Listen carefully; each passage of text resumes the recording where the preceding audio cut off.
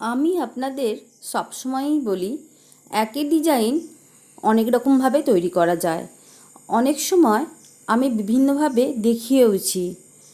এর আগের এপিসোডেই আমি একটা ব্যাগ তৈরি করেছি যেটা একটা সুতোয়। সেম ডিজাইন দুটো সুতোয় কিভাবে তৈরি করা যায় তার রিকোয়েস্ট ছিল, তাই এখানে দুটো সুতো নিয়ে ডিজাইনটা করে দেখালাম। এছাড়াও অনেক পদ্ধতি আছে এই ডিজাইনটাকে তৈরি করার। আপনারা সাথে থাকুন, আমি একটা একটা করে নিয়ম দেখিয়ে দেব। একটা সুতোতেও ডিজাইনটা যেমন সহজ, দুটো সুতোতেও তেমন সহজ। তবে কেউ একটা সুতোয় কাজ করতে পছন্দ করে, কেউ দুটো সুতো নিয়ে কাজ করতে পছন্দ করে।